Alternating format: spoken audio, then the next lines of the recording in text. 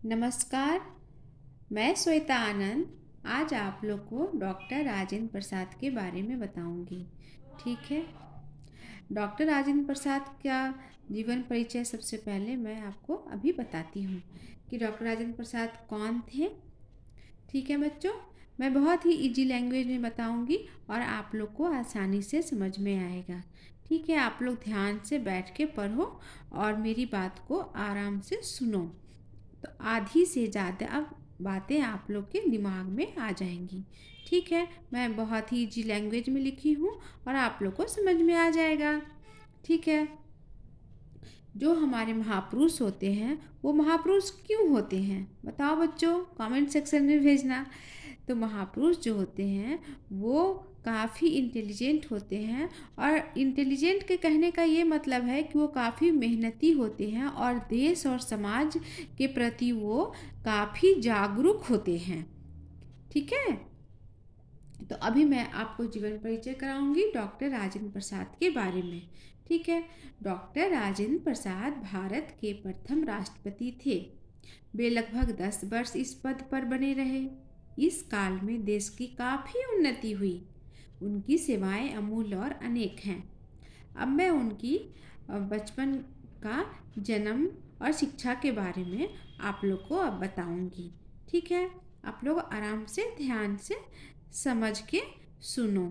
ठीक है बच्चों। डॉक्टर राजेंद्र प्रसाद का जन्म 3 दिसंबर 1884 को बिहार राज्य के सिवान जिले में जीरादेई नामक गांव में एक साधारण परिवार में हुआ था। वो कोई बहुत बड़े परिवार के बच्चे नहीं थे, बहुत ही साधारण परिवार से उनका ताल्लुकात था। ठीक है। उनके पिता का नाम महादेव सहाय तथा माता का नाम कमलेश्वरी देवी था, जो एक गृहिणी और धार्मिक महिला थी। ठीक है बच्चों, यहाँ तक तो आप लोग को समझ में आ गया।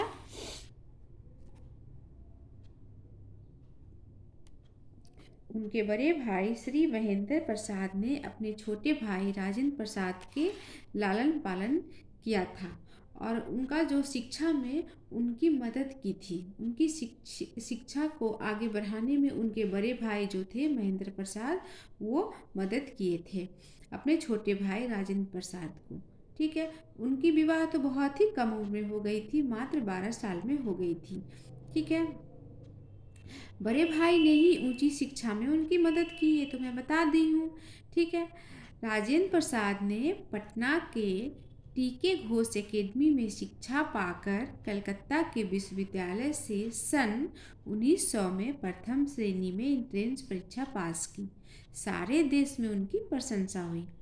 सन 1906 में उन्होंने एमए की परीक्षा पास की और इसके बाद एमएल की परीक्षा पास की। राजेंद्र प्रसाद अपनी सभी परीक्षाओं में सदा सर्वप्रथम रहे। यह उनकी शिक्षा और प्रतिभा की बहुमूल्य विशेषता है। वो काफ़ी इंटेलिजेंट और पढ़ने में बहुत तेज थे, तब वो यहाँ आकर के पहुँचे। ठीक है बच्चों, सभी उनकी योग्यता और विद्वता पर मुग्ध थे। ठीक है। सारे देश में उनका नाम फैल गया। शिक्षा समाप्त कर लेने के बाद राजेंद्र प्रसाद ने कलकत्ता में फिर पटना हाई कोर्ट में वकालत की। ठीक है। इससे उन्हें अच्छी सफलता मिली। अब मैं आगे बताऊंगी कि उनकी सेवाएं क्या हैं। महापुरुषों का जन्म अपने लिए नहीं होता है, ये मैं पहले ही बताती हूँ। वो जब बहुत ही ज़्यादा वो जागरूक होते हैं अपने देश समाज लोगों के प्रति कि हमें कहाँ क्या करना, अपने बारे में नहीं सोचते हैं कि मैं अपना विकास कैसे करूं। वो अपने देश के लोगों, गरीबों या फिर अमीरों या फिर मतलब जो जनता होती है, गांव की जनता, शहर की जनता, उनके बारे में वो काफ़ी जागरूक होते हैं। और उस समय हमारा देश आज़ाद भी नहीं हुआ था, अंग्रेज़ों से आज़ादी भी नहीं मिली थी। तो इस कारण अब मैं आपको बताऊंगी कि उनका हमारे देश के स्वतंत्र होने में या फिर उनका जो हमारे देश के प्रति कार्य था, उनका क्या काम था, उन्होंने क्या हमारी मदद की और देश के विकास के लिए उन्होंने क्या किया। सन 1917 में जब गांधी जी ने चंपारण में अंग्रेजों के खिलाफ आवाज़ उठाई, तभी राजेंद्र बाबू की भेंट गांधी जी से हुई। ठीक है, तब उन्होंने देश की सेवा का व्रत लिया। पटना का सदाकत आश्रम उनके द्वारा ही स्थापना किया गया था और हिंदू मुस्लिम एकता को मजबूत किया।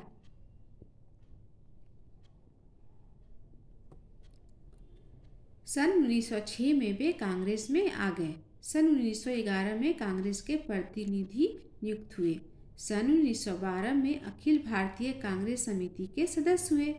कई वर्षों तक उन्होंने मुजफ्फरपुर के लंगट सिंह कॉलेज और कलकत्ता के सिटी कॉलेज और लॉ कॉलेज में प्रोफेसर का कार्य किया। जब 1919 में गांधी जी द्वारा रॉलेट एक्ट के खिलाफ आंदोलन चला, तब राजेंद्र प्रसाद ने उन्हें पूरा साथ दिया। सन 1920 के स्वतंत्रता संग्राम, सन 1921 के असहयोग आंदोलन, सन 1922, सन 1939, 1940 और 1942 के भिन्न भिन्न राजनीतिक आंदोलन में भाग लेने के कारण वे कई बार जेल गए। ठीक है, कई बार उन्हें पुलिस की लाठी भी खानी पड़ी। सन 1947 में जब भारत स्वतंत्र हुआ, तब राजेंद्र प्रसाद पहले खाद्य मंत्री बने, फिर भारत के प्रथम राष्ट्रपति नियुक्त किए गए।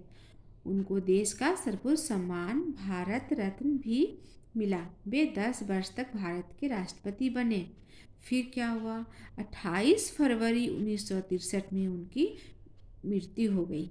ठीक है बच्चों, ये रहा आपका राजेंद्र प्रसाद के ऊपर लेख। ठीक है बच्चों, अगर आपको अच्छा लगे तो आप प्लीज़ इन्हें सब्सक्राइब करिए, कमेंट सेक्शन में जाकर कमेंट करिए और शेयर करिए। ठीक है, बाय, नमस्ते।